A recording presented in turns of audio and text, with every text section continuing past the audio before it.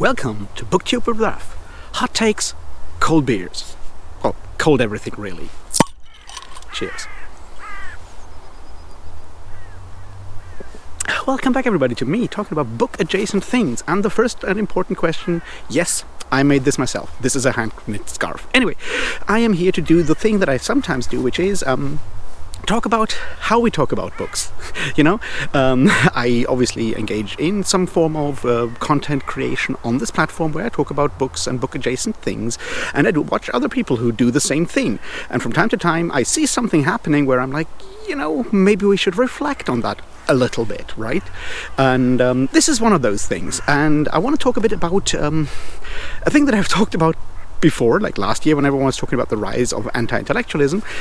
This time around, it's more the term critical thinking and critical reading and media literacy, and apparently we're in a big crisis of that, and that may or may not be true. I don't really necessarily want to dig into that specific aspect. I want to talk more about how people are talking about critical thinking and so forth, and an underlying issue. See, once again, usually when people talk about how there is too much, consumption and too little critical thinking going on, what they usually mean is, I don't like those girls over on Book Talk because they are just reading romance and romantasy and smut, and that is somehow bad. And I think that is mostly what I would call platform elitism, but there is an underlying thing that I want to get to. So today I want to talk about the difference between art and entertainment, and what that means for how we talk about specific things, specific texts, because what we talk about when we talk about movies, music, books, or anything of that sort, really, it is a text in a cultural sense. So that's what we want to talk about today. So let's start and talk about the difference between art and entertainment. Now, you have probably used both terms from time to time, and the question is what your general understanding of the difference is. I would argue that a lot of people using both art or entertainment casually, once again, have a certain elitist approach to that, right? So art is somehow better, more valuable than entertainment. Entertainment is cheap. Art is for, the smart people, the highly educated people, the elites, whereas entertainment is cheap, it's dirty, and it's for everyone, and it's for the less educated ones, it's for the lower classes, what you might call the proletariat, right? That's the understanding that is often in there. Now, I would argue that is somewhat wrong, because I think the actual difference is another one, but it kind of shakes out that a lot of people who we might see as, less prosperous might end up consuming a lot more entertainment, or consuming cultural texts in a way that we would term entertainment versus, engaging with texts in a way that we would call, art or art related. So what do I mean? Well, I'm going to do something here that feels almost philosophy adjacent. I'm going to look at language and what we can deduce from that. All right? So let's talk about the words art and entertainment and how we use them, right? So if you are an artist, you create art. That art is an object that is out there in the world, right? If you're an entertainer, you create entertainments, and or in a different world, you entertain people. That is important. If you are an audience, part of the audience, and you engage with art, what you do is you appreciate art, you engage with art, you think about art, you experience art, you do a lot of these things. That's what you do. If you are someone encountering entertainment, or you're being entertained, an entertainer entertains you. This is a passive word. I think this is important. Being entertained is passive. You're not being arted. That is not happening, right? You engage with art. That's an active thing you are doing. So that is one important element here. Also, you are being entertained, not by the entertainment, but usually by the entertainer. That is another thing here. So it's a direct connection. It's a direct relation between entertainer and entertained, where it is a a mediated relationship between the artist, the piece of art, and the, art appreciator, whatever you want to talk, the audience, basically, right? So there is something in between. This is important because it shows a fundamental difference in what we are doing. See, if I'm an artist, I'm using art as a form of language to communicate. as an artist, I create a piece of art that is me speaking. This is me saying something to the world. This may be very, very vague and so forth, because, art is not just like written down words, and even there's a lot of ambiguity going on. But that's what happens. And I put this piece of art, this text, into the world, and other people can encounter this, and they can listen, they can read, they can experience this, and they can learn something of, or try to approximate what I am saying, but it's very much up to them. So that is where the piece of art mediates my message in one way or another. With entertainment, if we assume that entertainment is an entertainer doing something and someone else being entertained, that does not actually happen. There is a very direct, immediate communication between the entertainer and the entertained. That is important to understand, because it means that there is less ambiguity. We assume that the text is exactly that one thing that the entertainer does and wants to say, and there is very little ambiguity. Now, these are important elements, and I want to come back to that passive versus active later on.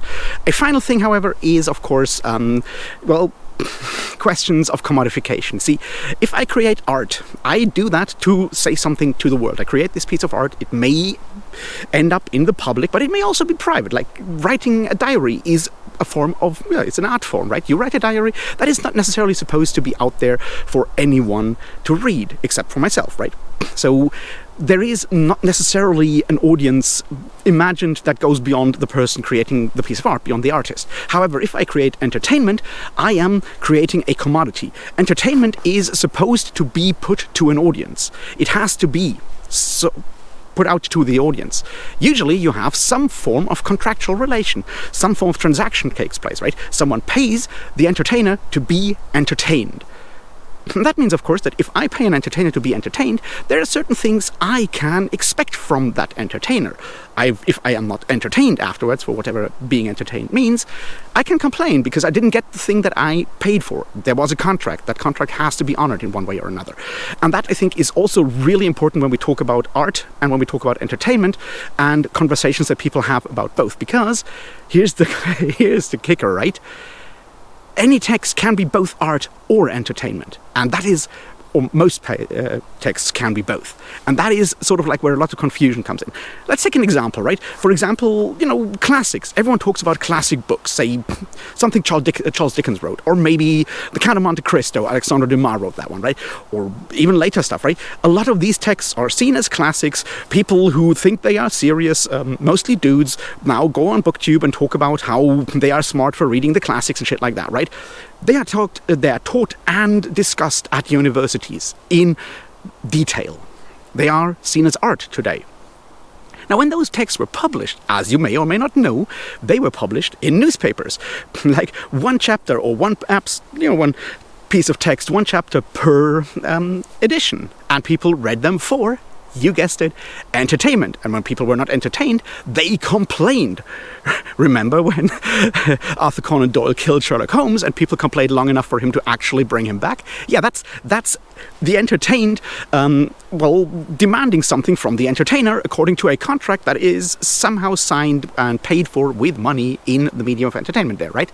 This is important because it shows us that a piece of text can always be both. The same way that there are people at universities right now writing serious academic texts and inquiries about romantasy, about romance novels, around Twilight. A lot of this stuff does, once again, depend on the audience and the audience's approach and the perspective. And this, I think, is really important. All right, let's talk about YouTube, TikTok, and that kind of stuff. See, we out here on the internet, we talk about texts that we encounter, right? Some of us talk about that at length, some of us not so much. And every now and then, people on, say, YouTube, a platform that has long-form videos, complain about how people on a platform like TikTok, that has a very short-form video, although it's getting longer and longer and longer every time, are not doing the discussion correctly. They are not actually deeply analyzing text. They are not engaging with texts as art. They are not doing criticism. They are just talking about it and, hyping it up as entertainment.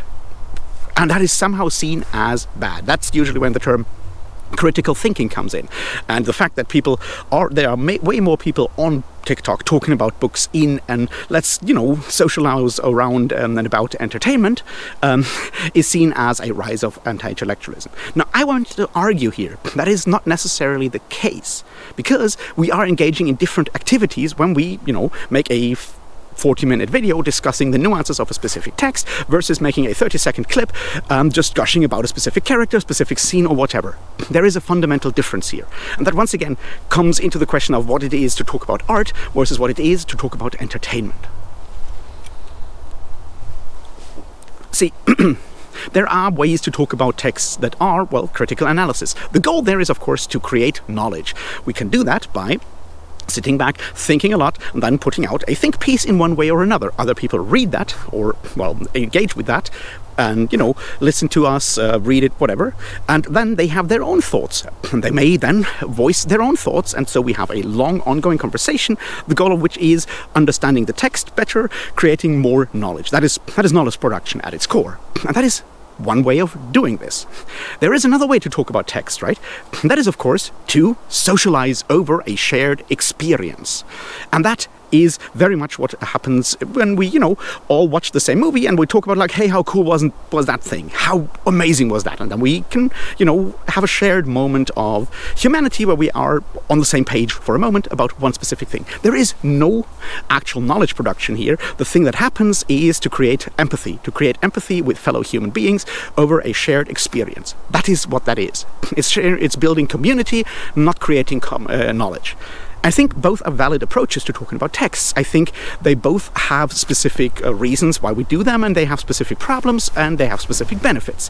So, why is everyone talking about entertainment on Book Talk, and very few people are delivering deep, nuanced, philosophical, critical analysis of literature on YouTube? Why could that possibly be? Well, it's because of capitalism, isn't it? Yeah, I know you were waiting for that one. Anyway, so if you have not read a book called Dialectics of Enlightenment by Theodor Adorno and Max Horkheimer, you might want to do that. It's a really good book. It was written by a bunch of people who, for a while, taught about 80 kilometers south of where I'm standing right now, and then had to leave for America because Germany did the thing that America is doing now. It became kind of fascist. My point is, Dialectics of Enlightenment has one chapter that is called The Culture Industry or Mass Deception. And the argument there, it's fairly nuanced and goes into a lot of different things. But one thing that we need to understand is that the production of cultural texts in an industrial way, culture industry, has one specific goal, and that is to create entertainments where people who are exploited every single day in labor markets and so forth, in, the system that we live in, can relax, maybe, do something before going back to labor to work the next day. Ideally, to do something that keeps them from, organizing, plotting a resistance, rebellion, revolution, or anything of the sorts. But it is also definitely beneficial because it does give us, some energy back. It gives us time to not think about labor, not think about oppression, all of these things. And that is valid because in a world where a lot of people are, struggling and so forth, sometimes doing that can be essential before we, break down, burn out, all of those wonderful things. That's where escapism comes in. I would argue that a lot of things that we do for entertainment are basically ways to switch off our brains, to regather, to gather our energy, and so forth. And that is absolutely fine. It is, in fact, necessary under capitalism.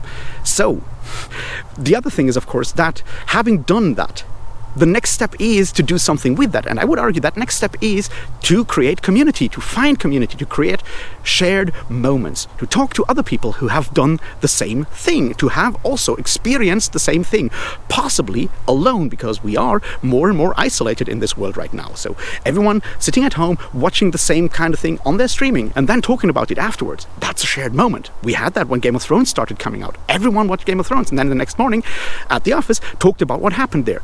Did they deliver deep cultural analysis? Nope. They talked about how cool the dragons were, or anything else. I haven't watched that show. I don't know. But this is valuable because it is the first step to creating community, to finding fellow humans, to see their humanity, whether it is about something that we or both find out to like or something we despise, whether it is something that gives us a bit more understanding of fellow humans, the first stepping stone to create more community, to do other things in that community, to build space where we can then evolve further on. Now, I would argue that short-form video like TikTok is incredibly well-suited for, sharing community in that specific way, because it is short-form. Everyone can do it. The barrier of entry is very low. All you need to do is take your phone, switch on the camera, and go like, wow, I really love this thing, and you're done. And ideally, someone watches that and goes like, hell yeah, I also love this thing. It's not very deep, and sometimes that is fine. I am bringing this up because that is where I see the strength of TikTok, of BookTok, of these conversations that are supposedly a sign for a lack of critical thinking. Sometimes we don't need to think critically. Sometimes we just need to find fellow humans, build connection, build a community, feel not alone. And that is great. Now the question is, why is this so popular, and why are, YouTube videos with 50-minute analysis of one specific page of one specific novel not as popular? Well, first of all, there's a lot of people out there suffering under capitalism who feel the need to socialize over some shared experience in a world where we are mostly sitting in front of a screen, then going home, sitting alone in our room, once again in front of a screen, and where we might share empathy with people. There's a lot of people out there who need that right now, especially if you are marginalized and you don't find people who share the same form of, experience and marginalization in, your physical proximity. No, you do that on the internet. And TikTok is just very good at facilitating that in order to, exploit people in a different way, because this is surveillance capitalism and, but it is still delivering that thing right now. So there's just way more people who need that specific thing. And it's also much easier, right? Because remember what I said earlier, consuming entertainment, being entertained is a passive thing. So it doesn't require energy. And once we have a bit of energy, we can then create, or we can then, entertain others by saying these things. It is relatively easy to do in a world where everyone is stressed out. Doing analysis, doing critical thinking, engaging with art is a very different thing indeed, because it requires, requires self-exploration, it requires modicum of understanding of the language of art, and it requires, skill at explaining, skill at language in general. Possibly the language of video if we're doing this on video, or just the written language or spoken language if we're doing this in audio, or written text. But it requires a lot more to do that, right? Engaging with art is, as I said, an active thing. We find a text, we find a message in there. That text mediates a message sent to us by the artist. We engage with that, we try to decode that, we do all of those things. That's a lot of labor, right? So, of course, there's fewer people who have the capacity to do that, simply because we don't necessarily have the resources. Maybe we lack the education. Maybe we lack the confidence to actually put ourselves out there to do that. Or maybe we just don't have the energy to sit down and record a 40-minute video about one specific book. Because, we work like 3 jobs at the same time. And we also need to actually, get some money from doing social media content, because 3 jobs surely aren't enough to actually pay for everything, right? So it is harder to do this. Creating long critical analysis, deep analysis, hopefully founded in our knowledge of the subject with additional context, all of that kind of stuff. That's an elite project. That's only something people can do who have a lot of time, have had a lot of education, and have a lot of, confidence. And, confidence kind of hard. I don't have it most of the time. Why do you think I drink beer? So that's on the bare facts why there are more people doing the one thing, which is being entertained and then sharing their experience of being entertained, versus engaging with art and then, going on that path to create knowledge in a community. So that is the bare facts there. So why do some people, disparage the other group? Now that is, once again, the whole elitism thing. And it also, I feel, builds into the confidence thing. See, if you are doing content on YouTube, you may have noticed your numbers are way lower compared to what people do on, say, TikTok. Even if you're doing shorts, the numbers will be higher. There's all kinds of technical reasons. We don't need to talk about that. But if you sit down and you create a 40-minute video where you analyze sentence by sentence, one page in a really, really serious book, that, has moved you deeply as a human being, because, otherwise why would you talk about it, right? You have put a lot of, yourself into this work. It's 40 minutes of work. Ideally, it probably took you longer to film that. You do all of that work, and then 200 people watch that, and you see someone go like, have you seen that dragon dong? It's so fucking amazing. And they get 10,000 views on that. And other people going, yeah, I saw that. And someone else going nah, that's not big enough or whatever, right? I understand where the frustration comes from. But, and this is the problem there, right? We live in a highly individualistic society, so what we usually do is we then blame those people. We try to go down that, well, I guess they're not smart enough to understand what I have done here. You go well, they're clearly stupid, and so forth. And you blame the individual for not actually watching your 40-minute video. You blame them for talking about dragon dicks, right? That's a reflex that has been drilled into us under neoliberal capitalism. We can't change that easily. But what we can do, especially if we pretend to be, smart and, dedicated to create knowledge, what we can do is sit back and wonder why our video is not doing so well, why less people are watching this, why less people are engaged in creating, more knowledge and understanding, and why so many people want to just geek out about dragon dicks. And then we realize that these are systemic issues. And what we should do is, in fact, be, open to build bridges. Find a community that has already, started to share human moments, to create, community, connection, human connection. And slowly, be open to them maybe also checking something out. You don't have to put dragon dicks in your deep analysis, but you can. You can also just, from time to time, accept that, stepping back and just being entertained can be nice for an evening.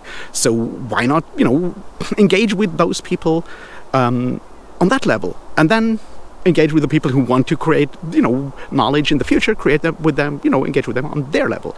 That, I think, is fine. So where does that leave us, right? I think mostly it leaves the responsibility with people up here on YouTube, us who tend to create long-ass videos. We should do that if we have the capacity to do that. And we should be happy about anyone who goes there. We should also be critical of people who pretend to do this and then don't say anything. Because here's the thing. If you want to create knowledge, you better actually do it. And that means actually saying something, not putting out some phrases without anything behind it, not, using the guise of intellectual discourse without any substance in it. So we should be critical of those people because those people exist. There is a lot of that stuff out there.